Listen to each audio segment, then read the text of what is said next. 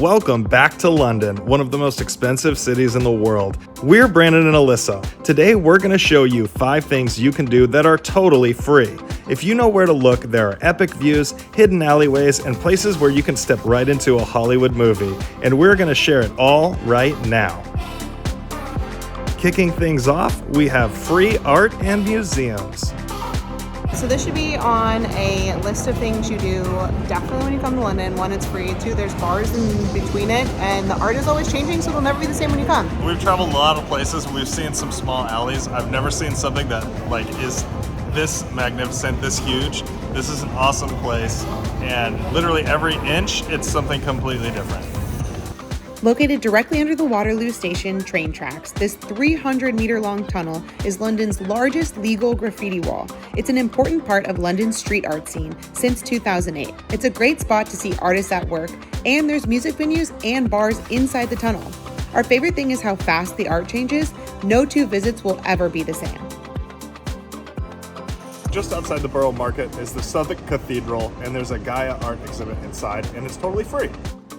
So this came across my feed when I was looking at stuff to do in London, so I made sure not to tell Brandon, so he had no idea what he was getting into. He thought we were just coming into another cool cathedral, and then in the middle of it is this huge globe suspended under all this ancient architecture. Isn't it cool? It really is amazing. Built in the late 1800s and free to enter, this cathedral hosts a variety of art exhibits and installations. Although this art installation is over, this cathedral is worth checking out just to see the beautiful architecture and stained glass windows.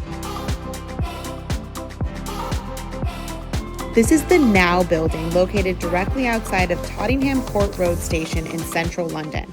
It's a 4-story immersive LED screens with 360 views, and it features different artists' digital art. It changes throughout the year. London boasts some of the most free museums in a city we've ever seen. Pretty much every major museum is free for locals and tourists. The Science Museum, the Natural History Museum, British Museum, the National Gallery, Tate Modern, just to name a few. We have a full list on our website in the link below. Before we move ahead, don't forget to subscribe. You're not going to want to miss these next 100 days. Number 2, take in the legendary sights. Buckingham Palace is probably the #1 spot for most tourists when you visit London. Now sure, you can pay £30 for a tour, but if you're on a budget, you can still visit from the outside. And if you set your alarm, you can see the changing of the guard for free.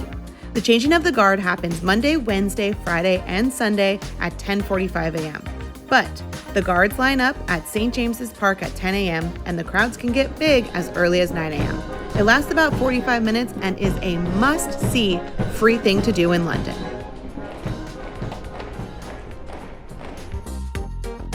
This is the gherkin. It looks like a pickle. Directly off the Westminster Tube Station, you'll see Big Ben, also known as the Clock Tower, the Great Bell, or the Elizabeth Tower. On our previous 2 trips to London, it had been covered in scaffolding, so we were so excited to see it in all its glory this time. We made the mistake of heading to this next site on a weekend, so it was very crowded and the tickets were sold out. But it's another site you can pay £27 to go inside or see it from the outside. This is Westminster Abbey, the site of almost all royal coronations and some very high-profile royal weddings. It's definitely worth the £27 to enter, but also very beautiful from outside the gate. This is maybe the London Bridge? London is split by the River Thames, which means there are many bridges to see throughout the city. Most of them you can also walk across to get different perspectives of the city. Don't forget to look underneath because sometimes there are hidden pubs if you need a pint after all this walking.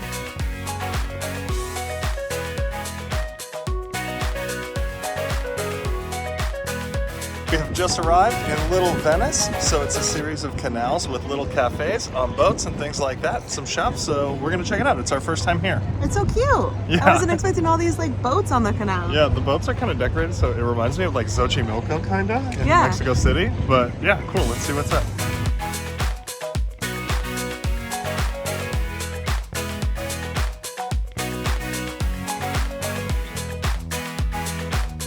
So apparently these canals were kind of erected in the mid 1800s.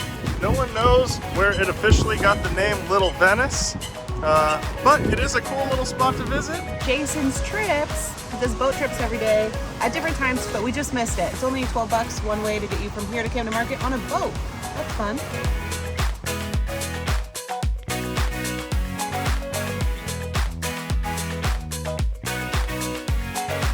Budget pro tip, all of these sites are completely different and even more magical lit up at night. So double the freeness by visiting during the day and after dark.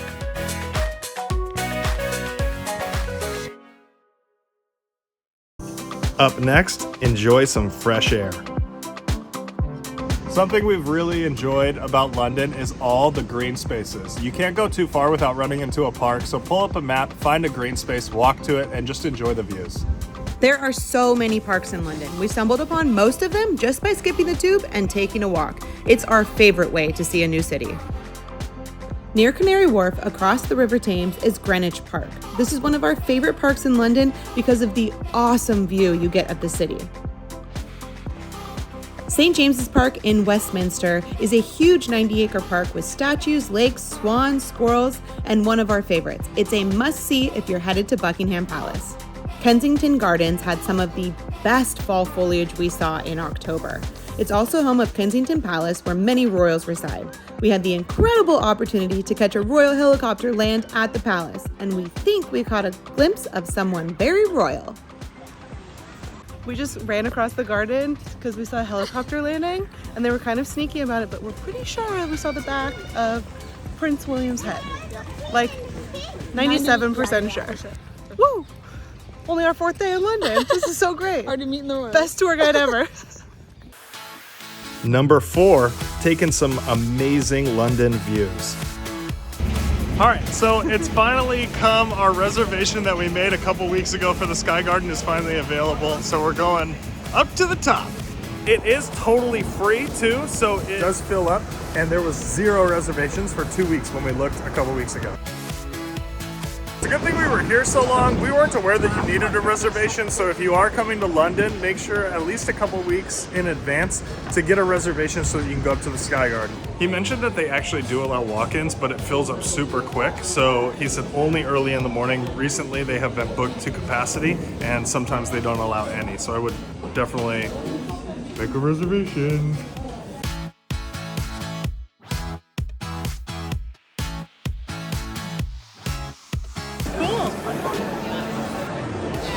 It's like cold.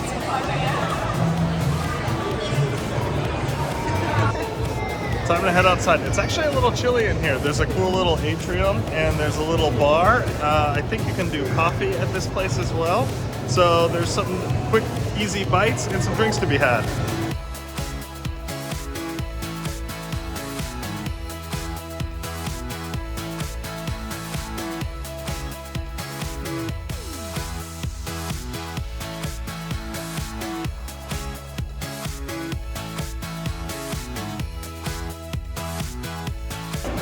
We are making the trek up the stairs to check out the bar area. So up until very recently, you weren't even able to build any higher than the church. So all of these buildings are practically new. So it's quite a cool contrast to see the old buildings and the new stuff. Such an awesome view up here.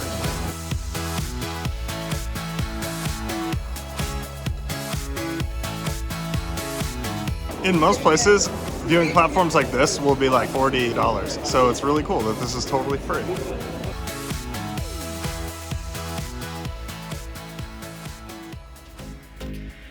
Last but not least, be the star of your own movie. So many iconic movies have been filmed in London. You could spend days trying to find your favorite movie filming locations. It's a cheap and fun way to stay on budget and to see some amazing parts of London. And get your exercise in.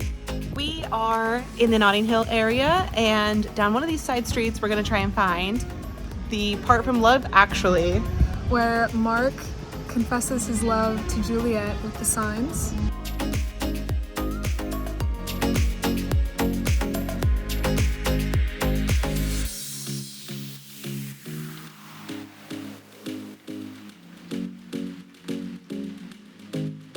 So there you have it, 5 totally free things that you can do in London right now. We'd like to thank you guys so much for watching. If you like videos like this, don't forget to give this one a thumbs up and subscribe to our channel. There's plenty more adventures to come.